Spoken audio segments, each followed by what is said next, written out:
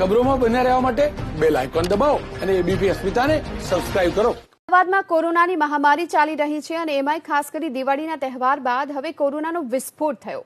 આમ છતાં પણ અમદાવાદના લોકો કોઈ શીખ નથી લેતા અને હજુ પણ નાગરિકો કોરોનાને હળવાશથી લઈ રહ્યા છે અને એટલું જ નહીં, માસ્ક સુદ્ધા પણ નથી પહેરી રહ્યા।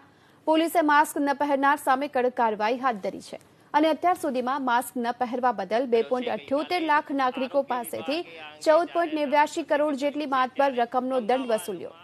અમદાવાદમાં 8 મહિનાથી કોરોનાની મહામારી ચાલી રહી છે અને કોરોનાનું સંક્રમણ અટકાવવા માટે સરકારે લોકડાઉન જાહેર કરવાની ફરજ પડી હતી।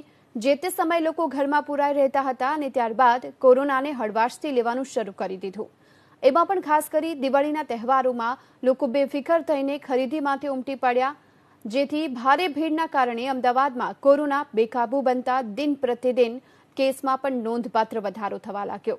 તેમ છતાં પણ લોકો બહાર ટહેલવા નીકળી રહ્યા છે। આથી સરકારે કોરોનાના સંક્રમણ અટકાવવા માટે કર્ફ્યુ લાદવાનો નિર્ણય કર્યો, છતાં પણ આજની તારીખે અમદાવાદના લોકો બહાના બતાવીને લટાર મારવા નીકળે છે।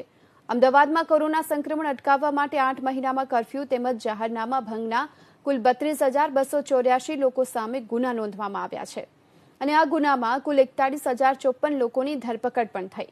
જ્યારે કે શહેરમાં જાહેર સ્થળો પર, ફરજના સ્થળો અને પરિવહન પર માસ્ક ન પહેર અને પરિવહન વખતે માસ્ક ન પહેરવા અને જાહેરમાં થૂકવા બાબતે આજ દિવસ સુધીમાં 2,78,746 વ્યક્તિ પાસેથી 14,79,00,000 રૂપિયાનો દંડ વસૂલ કરવામાં આવ્યો છે। કોરોનાના કાળમાં શહેરમાં ફરજ બજાવતા કુલ 976 પોલીસ અધિકારી અને કર્મચારી કોરોનાથી સંક્રમિત થયા, જેમાં 872 સ્વસ્થ થઈને ફરજ પર હાજર થઈ ગયા છે। જ્યારે કે આજની તારીખે પણ 95 પોલીસ કર્મચારી કોરોનાની સારવાર લઈ રહ્યા છે। 11 પોલીસ કર્મચારીઓના કોરોનામાં અવસાન પણ થયા। આ ઉપરાંત ટ્રાફિક નિયમ ભંગ બદલ કુલ 64,948 વાહનો ડિટેઇન કરાયા, જેનો 16.53 કરોડ રૂપિયાથી પણ વધુનો દંડ વસૂલાયો। જે પૈકી ગઈકાલે એક જ દિવસમાં 85 વાહનો ડિટેઇન કરી 11,16,950 રૂપિયાનો દંડ વસૂલ કરાયો।